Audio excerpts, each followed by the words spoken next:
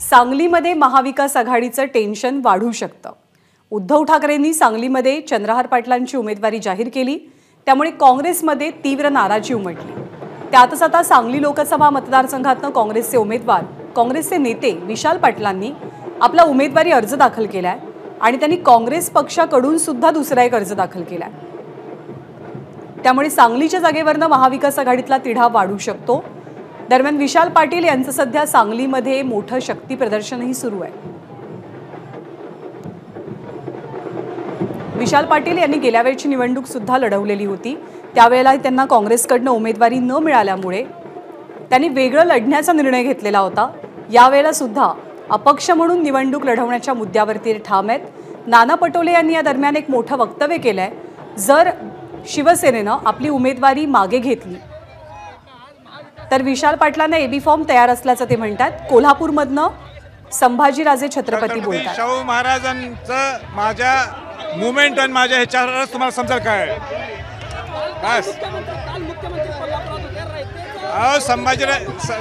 संभाजीराजेने चिन्ह हे मुठ्ठी अशी धरली म्हणजे काय बस विषय संपला। मात्र मीडियापासून लांब करा। प्रचारात आघाडीवर आहे पण मीडियापासून तुम्ही लांब राहताय। मी खुश आहे प्रचारात, मी प्रचारात खुश आहे, जनतेबरोबर आहे, हेच भरपूर आहे। राजा तुम्ही वज्रमूठ दाखवले, मी जनताच ही वज्रमूठ आहे आणि मी जनतेच्या बरोबर आहे आणि म्हणून मीडियापासून लांब आहे, हे चांगली बाब आहे।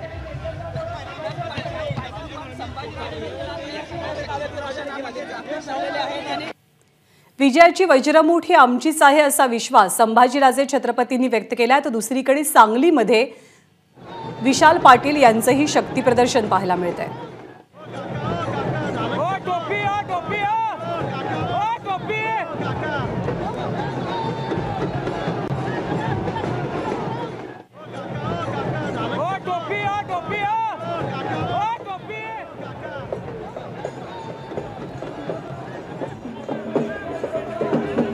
तर कोल्हापूर आणि सांगली पश्चिम महाराष्ट्रातली ही दोन ताकदवान दृश्य आपण पाहतोय।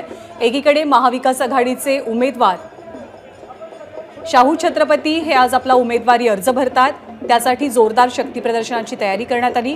काल याच कोल्हापूरनं महायुतीचं शक्ती प्रदर्शन अनुभवलं, मुख्यमंत्री उपस्थित होते आणि आज कोल्हापूरमध्ये महाविकास आघाडीचं शक्ती प्रदर्शन, शाहू महाराज यांची प्रचार रॅली सुरू झाली आहे। तर दुसरीकडे सांगलीमधनं अपक्ष म्हणून आणि काँग्रेसचे उमेदवार म्हणून सुद्धा उमेदवारी अर्ज दाखल केल्यानंतर विशाल पाटील यांनी सुद्धा एक रॅली काढलेली आहे। आपले प्रतिनिधी कुलदीप माने सांगलीतनं सध्या आपल्या सोबत आहेत। कुलदीप, जोरदार ताकद दिसते, विशाल पाटील यांनी आपले पुढचे सगळे मनसुबे या रॅलीमधनं स्पष्ट केल्याचं कळतंय।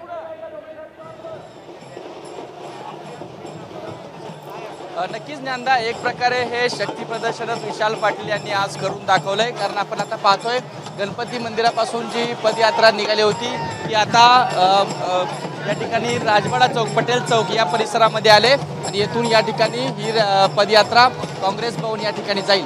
आज या पदयात्रेमध्ये खास करून जे काँग्रेसचे गट आहेत, जे आतापर्यंत काँग्रेसमध्ये अनेक गटबाजी आहे सातत्याने सांगितली जात होती, मग त्यातला प्रमुख जो मदनभाऊ पाटील गट आहे तो देखील या विशाल पाटील यांच्यासोबत आज हिरिरीने या पदयात्रेमध्ये सहभागी झालेला दिसतोय। ज्या पद्धतीने विशाल पाटील यांनी कालच आपले उमेदवारी 2 अर्ज भरलेले आहेत आणि या 2 अर्ज भरल्यानंतर आजची जी काही यात्रा आहे, हा जो काही मेळावा आहे, हा एक प्रकारे शक्ती प्रदर्शन आहे। बाकीची जी काही अर्जाची जी प्रक्रिया आहे ती विशाल पाटील यांनी कालच पूर्ण केलेली आहे। मात्र आज या ठिकाणी या पदयात्रेच्या माध्यमातून एक इशारा या ठिकाणी महाविकास आघाडीला विशाल पाटील देऊ इच्छितात काय, हे प्राथमिकदर्शनी दिसून येत आहे। या ठिकाणी अपेक्षा किंवा लक्ष आता आपलं आहे की जे मेळाव्यामध्ये विशाल पाटील काय भूमिका मांडतायत, कारण अजूनही वाटाघाटी सांगलीच्या बाबतीत महाविकास आघाडीमध्ये सुरू आहेत असं दिसतंय।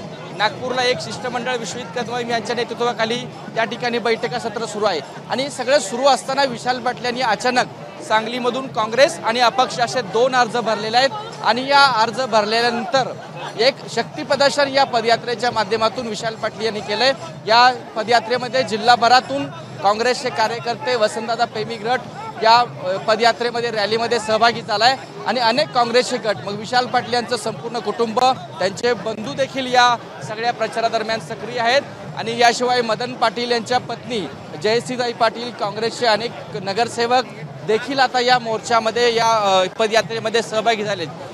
त्यामुळे एक स्पष्ट दिसतंय की काँग्रेस अजूनही विशाल पाटील यांच्या उमेदवारीवरून आग्रही आहे आणि तशी एक संध आहे. त्यामुळं एकत्रितपणे काँग्रेस अजूनही काँग्रेसची जागा जी सांगलीची आहे ती महाविकास आघाडीमधून काँग्रेसला मिळावी या जागेवरून आग्रही दिसते आणि त्यामुळंच 2 अर्ज विशाल पाटील यांनी भरलेत.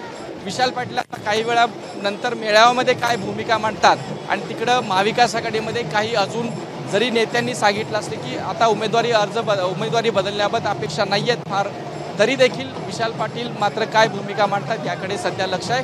पटेल चौकाकडमधून राजवाडा चौक आणि त्यानंतर काँग्रेस भवन असा हा या पदयात्रेचा समारोप होईल. म्हणजे आपण यात्रा पाहतोय आता पटेल चौकातून काँग्रेस भवनच्या दिशेने ही यात्रा निघालेली आहे. कुलदीप, अगदी थोडक्यात, वेळ कमी आहे. विशाल पाटील यांनी उमेदवारी भरल्यामुळे किंवा आपण मागे हटणार नाही ही भूमिका घेतल्यामुळे मतांची गणितं कशी बदलतील सांगली लोकसभा मतदारसंघात?